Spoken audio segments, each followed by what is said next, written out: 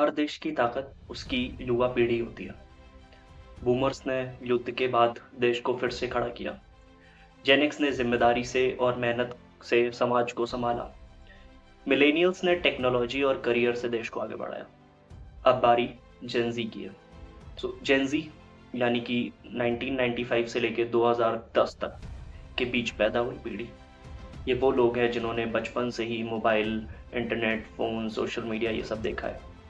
इनके लिए इंतजार जैसा शब्द बहुत छोटा हो गया है। सब कुछ चाहिए, वो भी अभी के अभी। आज हम बात करेंगे ये जेंजी इफेक्ट की।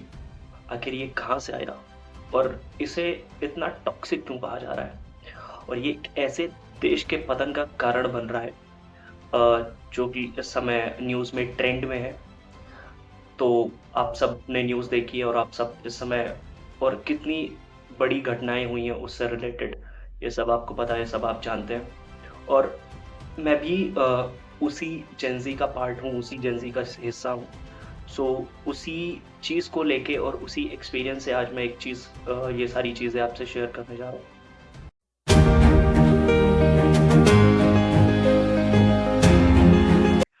जनरेशनल टर्म्स सबसे पहले अमेरिका और यूरोप के जो सोशियोलॉजिस्ट थे उन्होंने दिए।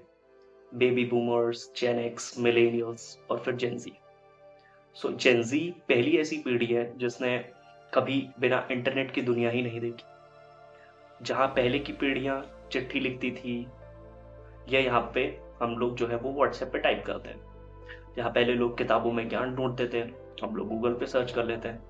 जहाँ पहले लोग खेल के मैदान में दोस्त बनाते थे, आज सोशल मीडिया प्लेटफॉर्म्स पे सब लोग वहाँ पे फॉलोअर्स और इन सब चीज़ों के लिए एक्टिव रहते हैं। यानी कि जो पूरी दुनिया है वो इस समय काफ़ी डिजिटल हो चुकी है, राइट?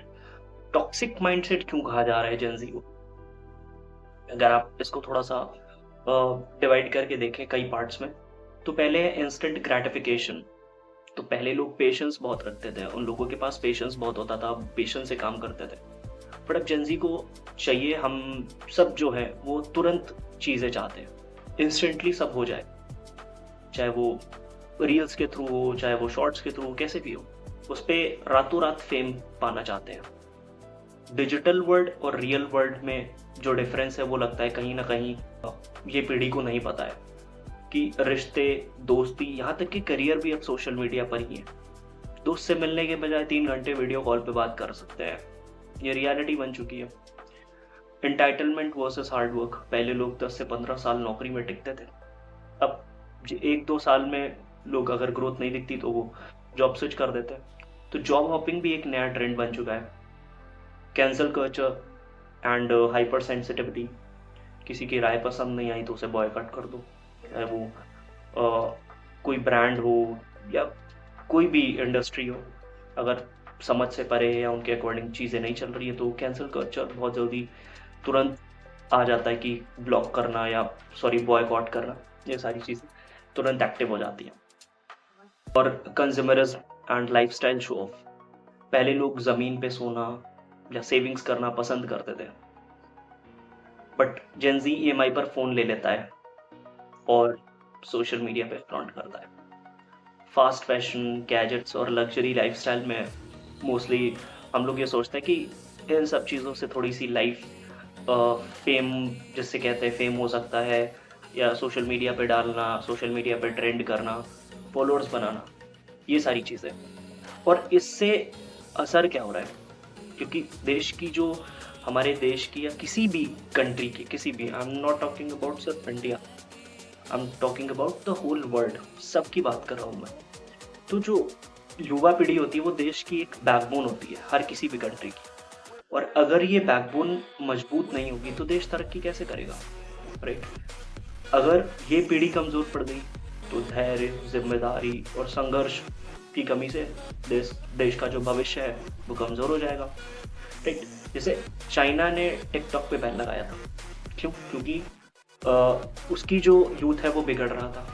सेम एज इंडिया ने भी यही चीज़ करी, इंडिया ने भी उस पर टिकटॉक पे बैन लगाया, लेकिन फिर लोगों ने नए प्लेटफॉर्म्स ढूंढ लिए।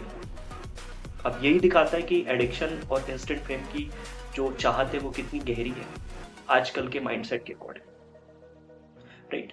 सो जेंजी के पास ताकत है। ये सब चीजें जो थी वो नेगेटिव साइड पे थी।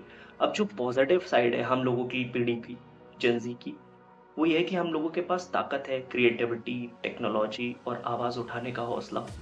लेकिन अगर इस ताकत के साथ अनुशासन, डिसिप्लिन, जिम्मेदारी, रिस्पॉन्सिबिलिटी नहीं जोड़ी गई, तो ये कहीं ना कहीं देश की प्रगति की जगह उसके पतन का कारण बन सकती है।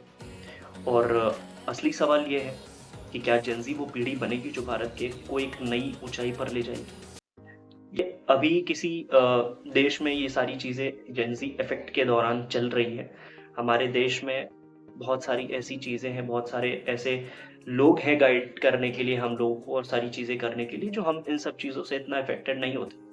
बट कहीं ना कहीं ये चीजें लोगों के दिमाग में तो बैठ रही है ना, क्योंकि अब लोग क्या कर रहे हैं, अब उस चीज को अगर देखेंगे तो उससे लोग यही चीज सीखेंगे कि बाकी कंट्रीज में या बाकी कंट्री में जो भी चीजें हो रही हैं जेंजी की वजह से हो, या किसी ऐसी सोच की वजह से हो जिसकी वजह से गवर्नमेंट खतरे में आ गई, प्राइम मिनिस्टर, प्रेसिडेंट्स, इन सब को हटना पड़ा। तो कहीं ना कहीं कह सकते हैं कि ये गवर्नमेंट का फेलियर भी है, बट कहीं ना कहीं ये भी है कि ये कितना बड़ा इफेक्ट है माइंडसेट। उम्मीद यही है कि मैं और हम सब मिलके ये कोशिश करें कि हम अपने लाइफस्टाइल को एक इंस्टेंट चीज के लिए ना रखें, पेशेंस के साथ और नॉर्मल वे में, जिस तरीके से लाइफस्टाइल पहले के लोगों ने भी जी है।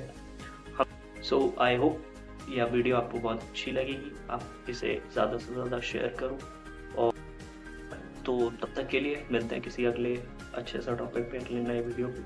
तब तक के लिए प्लीज़ लाइक करिए, शेयर करिए, सब्सक्राइब करिए और अपना ध्यान रखिए।